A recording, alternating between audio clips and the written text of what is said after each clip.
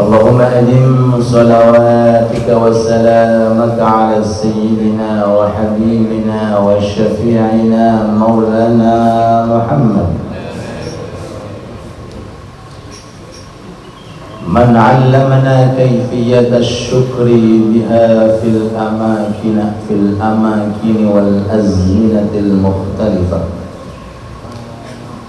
وعلى جميع الأنبياء والمرسلين وآلهم وأصحابهم وتابعيهم تابعيهم من يومنا هذا إلى يوم الدين وعلينا معهم وفيهم برحمتك يا أرحم الراحمين.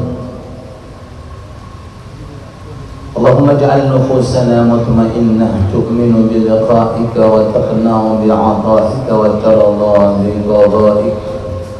رب اشرح لي صدري ويسر لي أمري واحلل عقدة من لساني يفقه قولي. Sarang-sarang Bismillah.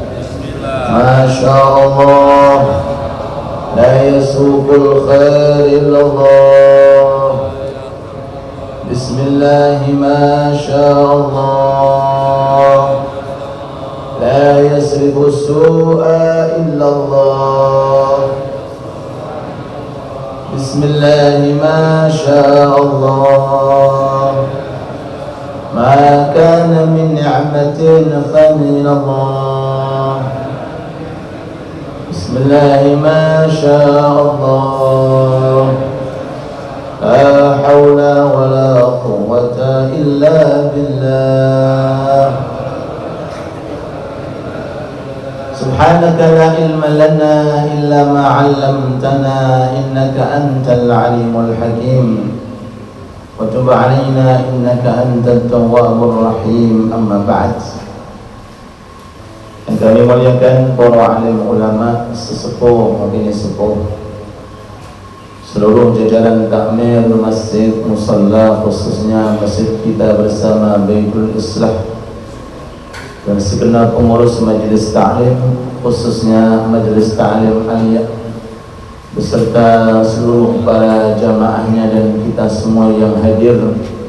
Semoga seluruh para ulama kita, sesepuh, bini sepuh, para pengurus masjid, musalla dan majelis ta'lim beserta kita semuanya mudah-mudahan diberi umur yang panjang, amin, umur yang berkah, amin, umur yang manfaat, amin, umur yang diridai oleh Allah, umur yang bisa menambah dan terus menambah amal-amal saleh kita.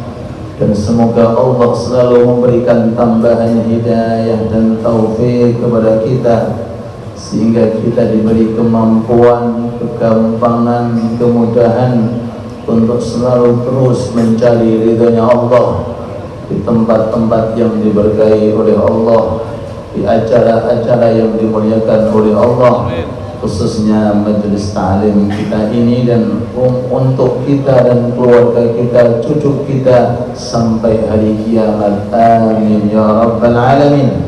Kita doakan yang infak, yang sedekah dimanapun berada, khususnya untuk majelis ta'lim pagi hari ini di Masjid Baitul Islah. Kita doakan semoga rezekinya tambah berkah, rezekinya tambah lancar, rezekinya tambah manfaat, usahanya dipermudah oleh Allah, diberi kelancaran oleh Allah, dan hartanya semoga selalu dicintai oleh Allah dan diridai oleh Allah. Amin ya rabbal alamin. Hadirin hadirat yang dirahmati Allah subhanahu wa ta'ala, menginjak kita di hikam atau hikmah yang ke-208. Monggo dibuka yang ada kitabnya, 208. Tapi sebelum kita baca dan kita artikan, mari kita syukuri Allah subhanahu wa ta'ala atas karunia-Nya, di mana kita saat ini diberi nikmat yang begitu besar setelah Islam dan iman, yaitu bisa bersama-sama menuntut ilmunya Allah. Dalam kitab Zawaid Al-Fawaidil Mukhtarah, karya atau penukilan daripada Habib Sayyid Ali bin Hasan Baharun Raji, di situ disebutkan ada 7 perbedaan antara orang yang punya ilmu dan orang yang punya harta. Apa perbedaan orang kalau hidup di dunia mengejar ilmu, dan apa perbedaan orang di dunia mengejar harta? Sama-sama keduanya nggak ada habisnya dan tidak ada finishnya.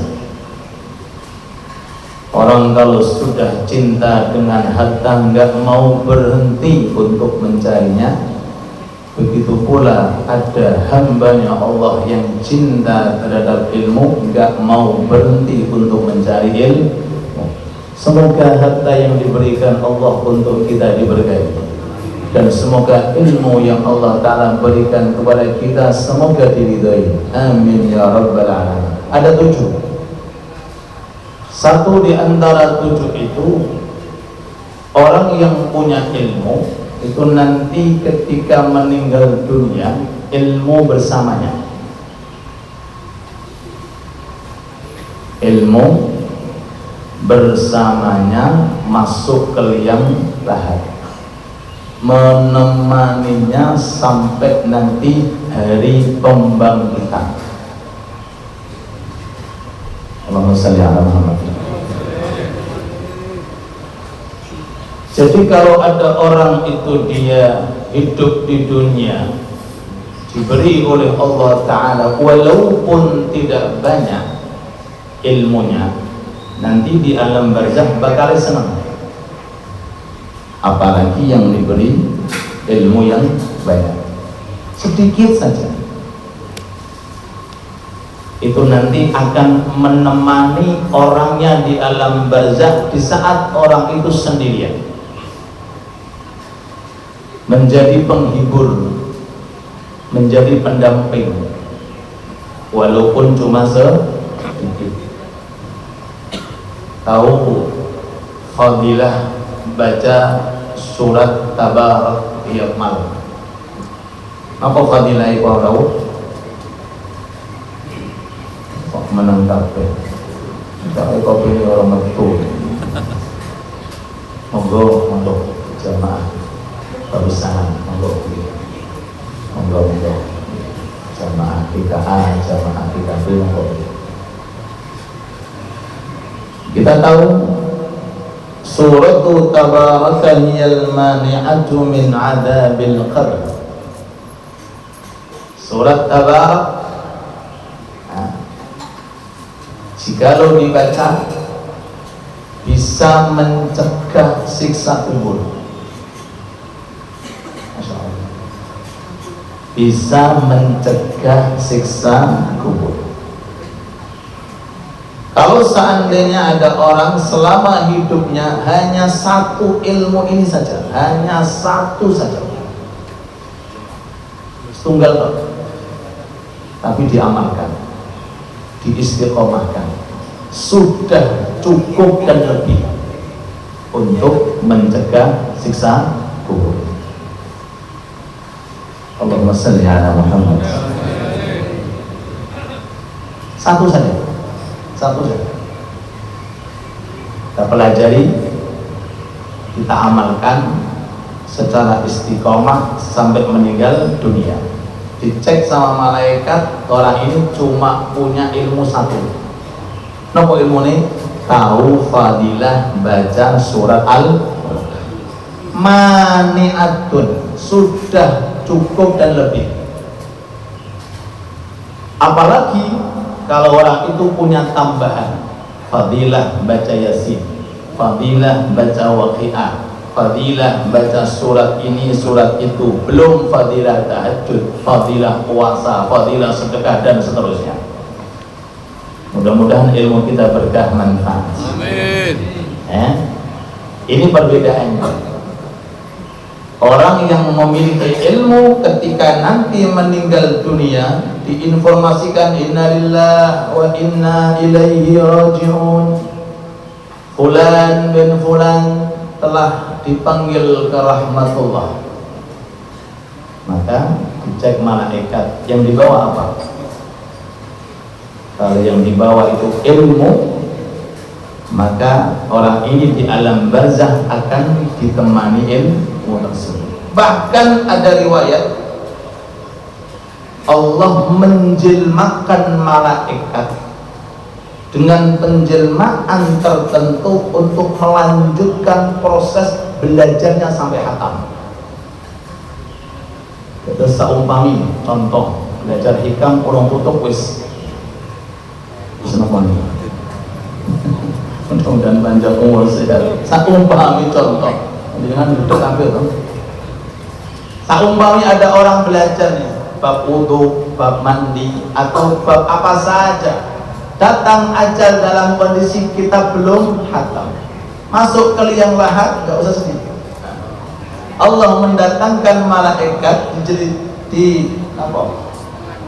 jilmakan seakan-akan ustadz dan kiai untuk mengajari orang tersebut, sehingga ketika dibangkitkan dari liang lahat kepada mahsyar, statusnya ilmunya tambah. Belajar di mana? Di alam barzah. Alhamdulillah. Mudah-mudahan panjang umur. Mudah-mudahan panjang umur. Mudah-mudahan sehat walafiat. Semoga selalu diberi maunah dan hidayah oleh Allah untuk bisa selalu istiqamah thalabul ilm. Yang kedua, orang yang selalu hidupnya fokus mengejar harta. Tiap hari masuk saldo 1 M. 1 tahun bener Pak. Saya tahu gak ngerti sampean itu apa.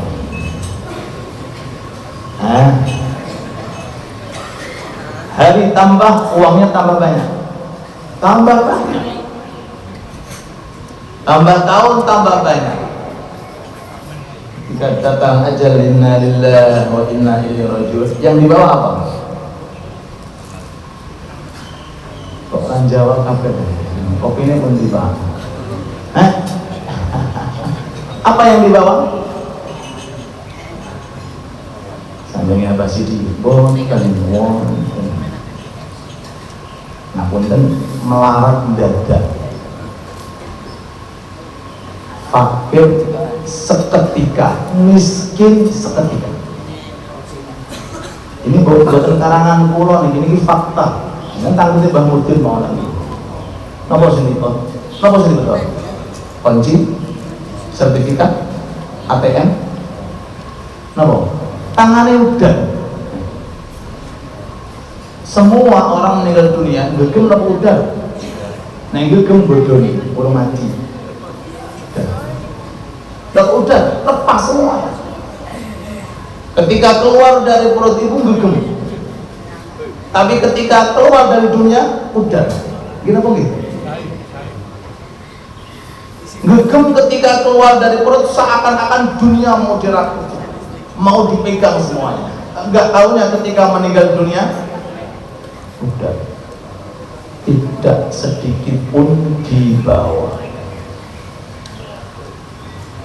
Untung kalau seandainya orangnya itu alim dan pinter, diberi tambahan harta, kekayaan, digunakan sebagian, bukan semuanya, sebagian hartanya untuk fasilitas thalabul, fasilitas agama, fasilitas syariat. Mudah-mudahan Allah memberikan kepada kita umur yang panjang, rezeki yang berkah, manfaat, amin ya rabbal alamin.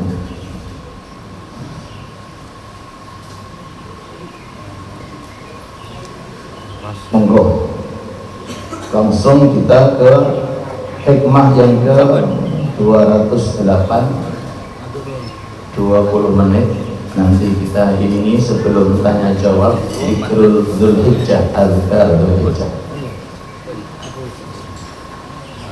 Bismillahirrahmanirrahim. Al-Imam Al-Arif Billah Ibnu Athaillah As-Sakandari alaihi rahmatullah dawuh Hukukun fil awqati yumkin qada'uha wa hukukul awqati la yumkin qada'uha.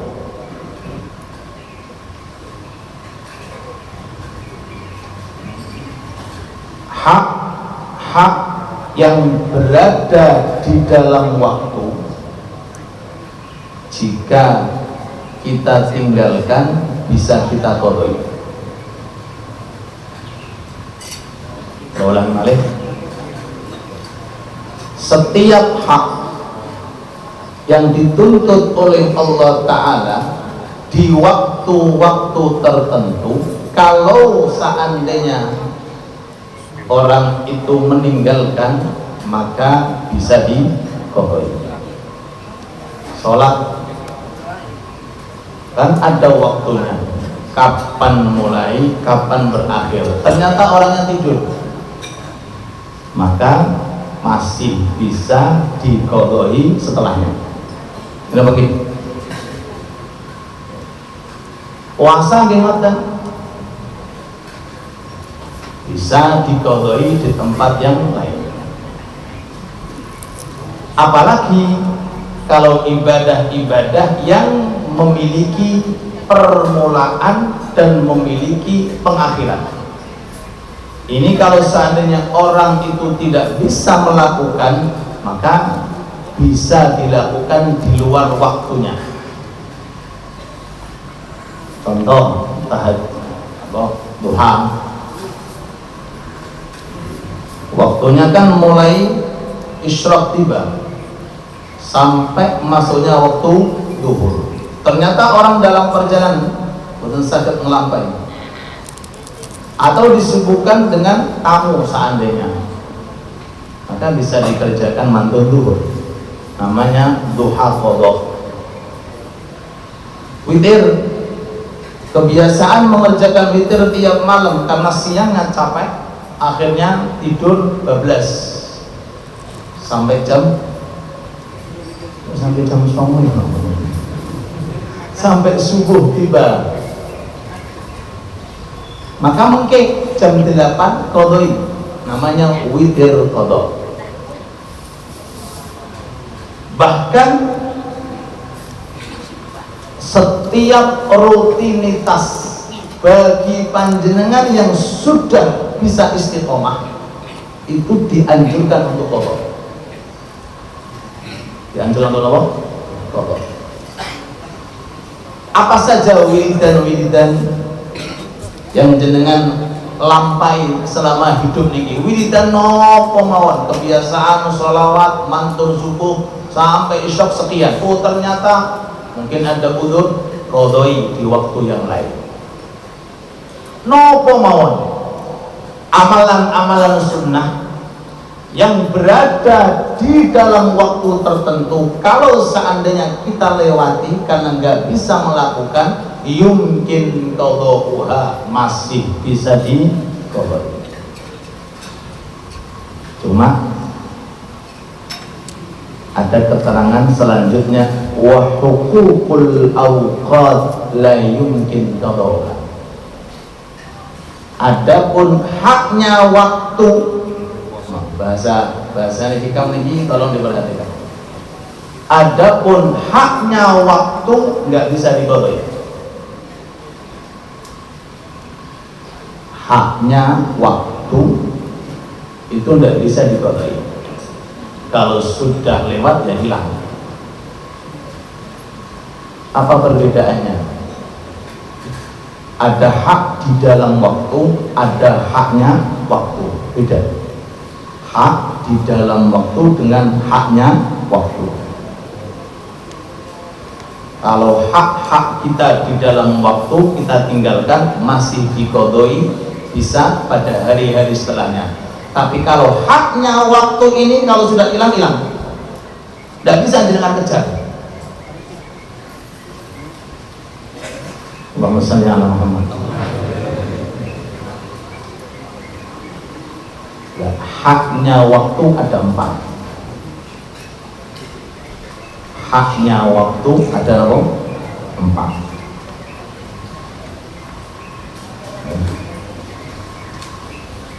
Satu, kita tidak bisa lepas per nafas ada nikmat. Kita dituntut untuk syukur, bukan per jam, bukan per detik, per nafas.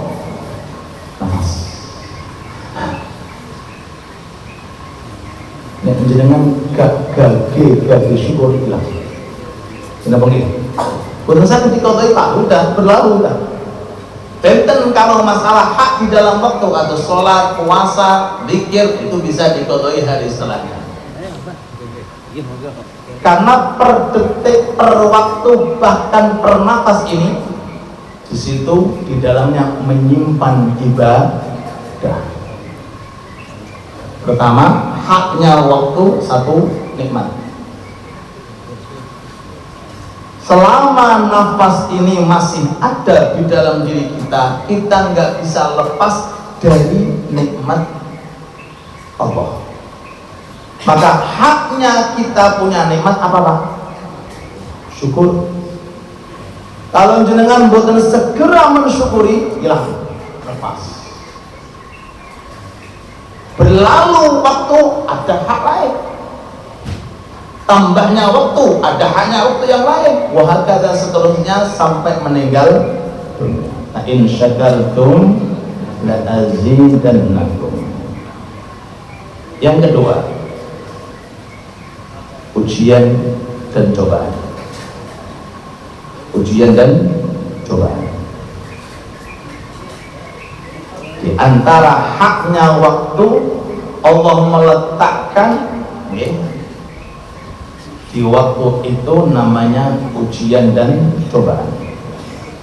Jika seseorang tidak segera untuk sabar dan pasrah diri kepada Allah, maka waktu itu akan berlalu, hilang kesempatan untuk bersabar. Kenapa gitu? Yang niku nek mboten tentang area nikmat di area ujian. Kalau tidak diuji ya berarti dapat nikmat. Kalau Pak nikmat terus nggak ada. Bahkan digawe no kopi sama bojo niku nggih ujian. Kenapa gitu? Istri lupa nggak dibelonjoli sang bojo barang gitu. Ujian. Bisa istri. Ujian. Jadi jangan menganggap ujian yang terus besar. Segala sesuatu yang jenengan rasa sakit dalam mana kurang enak, kurang nyaman, itu ujian. Nah itu haknya waktu segera untuk kita menyikapi dengan sabar dan berpasrah diri. Nabi Muhammad Sallallahu Alaihi Wasallam pernah melihat Siti Aisyah menyalakan, bahasa mungkin sekarang lilin lah, atau orang dulu namanya obor, lalu kemudian jatuh mati, obor mati. Kanjeng Rasul matur, inna lillahi wa inna ilaihi raji'un. Jenengan kali kula kapan ngucap inna lillahi? Kapan? Kalau dengar orang mati, lihat orang mati. Kata Siti Aisyah, ya Rasulullah, namun ngeten mawon kok jenengan ngucap inna lillahi wa inna ilaihi raji'un. Kata Rasulullah, wahai Aisyah, sekecil apapun kejadian yang tidak disukai oleh nafsu atau oleh dirinya, itu namanya musibah. Terus biasakan dengan nyeruput kopi kalau gulone inna lillahi wa inna ilaihi raji'un. Sambil kalau yai inna lillahi wa inna ilaihi raji'un.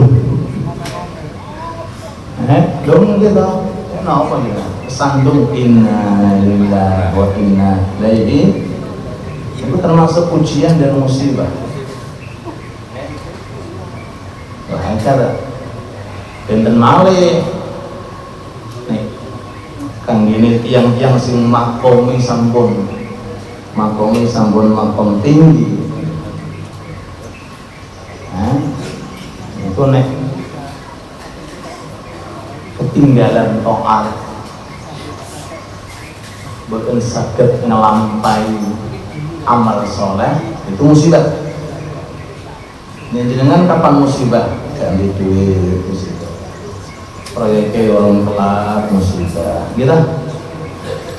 Tapi ini gak jamaah biasa, gak ngaji biasa, gak tahajud biasa. Padahal ini musibah terbesar, musibah agama. La ilaha illallah. Mudah-mudahan kita diridhoi oleh Allah, diberi taufik dan hidayah oleh Allah. Hasbunallah wa ni'mal wakil, ni'mal maula wa ni'man nasir. Ini yang kedua.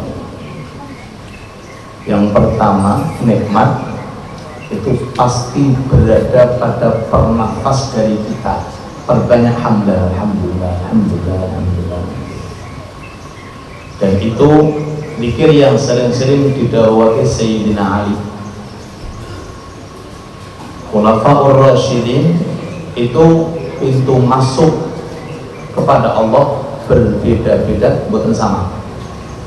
Kalau sahabat Abu Bakar, pintu masuknya ke Allah melalui kalimat thayyibah, la ilaha illallah, la ilaha illallah, la ilaha illallah. Dan malih kalau Sayyidina Umar, pintu masuknya pakai takbir, Allahu Akbar, Allahu Akbar, Allahu Akbar. Dan malih Sayyidina Uthman, pintu takbirnya subhanallah, subhanallah, subhanallah. Sayyidina Ali, alhamdulillah. Jenengan ya inna lillahi wa inna ilaihi raji'un terus dipilih. Innallaha astafa minal kalami arba'an. Ini ucapan yang paling dicintai oleh Allah, satu di antara empat. Pilih sing putih jenengan. Subhanallah, alhamdulillah, Allahu akbar, la ilaha illallah. Pilih. Nek saged sedang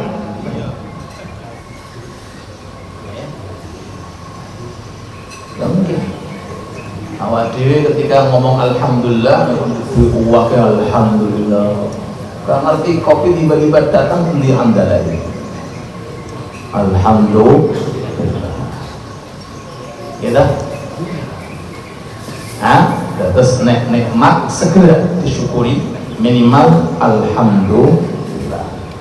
Kalau datang ujian cobaan apa saja yang menyakiti hati kita, apa saja yang menyakiti kita, yang kita tidak mood saat itu, butuh ujian, musibah, segera inna lillahi wa inna ilaihi.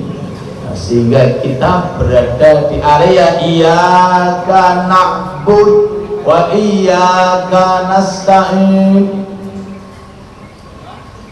Selalu setiap saat menyembah dan selalu setiap saat minta bantuan Allah. Yang ketiga, dia menikah haknya waktu, yaitu ibadah, taat. Segera dilakukan, segera dijalankan, jangan sampai ditunda-tunda sampai molor-molor kemana, jangan. Kembali lagi, kalau kita dapat nikmat, taat kita syukur, segera untuk bersyukur. Kalau kita datang suatu ujian, taat kita segera untuk bersabar. Allahumma sholli ala Muhammad.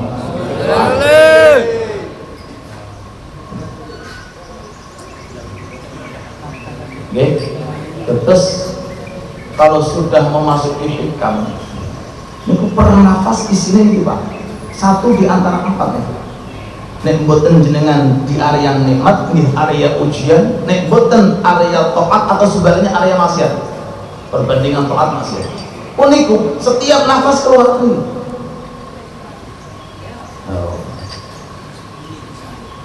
Kalau sudah kita semacam ini, apa mungkin ada waktu yang kosong atau mungkin waktu yang tidak kita gunakan untuk taat kepada Allah? Kadang-kadang kita betul sadar Pak, kadang-kadang ngobrol sampai berjam-jam, gitu mungkin? Ini mungkin. Begitu lamanya jam itu di situ loh Pak, per detik, per nafas, per menit itu ada to'at tersendiri. Ada hak-haknya waktu yang harus kita cukupi kita sebagai hambanya Allah Subhanahu wa ta'ala. Ini yang ketiga, haknya to'at, yaitu haknya waktu yang ketiga yaitu to'at ya. Nah, di antara taat yang sifatnya tidak terjangkau itu taat menggunakan hati. Namanya amal qalbiyah, amal hati yang tidak kelihatan orang lain. Namun di antara lintasan-lintasan niat ingkang saya. Oke, lintasan-lintasan niat ingkang saya. Kalau jenengan mau sholat butuh tenaga, mau baca Quran butuh ini dan itu, mau puasa apalagi. Ada jenis ibadah simple praktis pasti dapatnya, yaitu taat melalui nopo hati. Contohnya dengan hadir dengan majelis taklim kados mekaten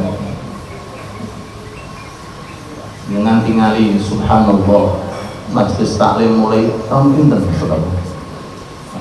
Alhamdulillah yang tahu 2017 sampai saat ini kok gilingannya lancar terus. Oke, ini gak poso tapi Gusti kula nyuwun rezeki sing barokah Gusti saged memasukkan sebagian ke majelis niatin angsal apa betul boleh atau tidak, baik atau tidak. Setiap kali dengan rawat kami masjid musuh minimal pasang niat ganti duit duit ya junior tok Pak, nunggunya ada kapan ya sing ganti duit haji, orang berangkat haji jangan kecil hati agaknya agak hati paham ya? Nopo mawon sing jenengan lihat jenis taat ibadah, ada orang berkorban jenengan belum bisa korban, ada orang haji jenengan belum bisa haji, ada orang punya kelebihan amal soleh jenengan belum bisa. Agar manfaatkan hati kita untuk memperbanyak konten yang ziarah kiai dengan kitab Jalur Ru'iyah konten santri-santri ziarah kiai ini sakit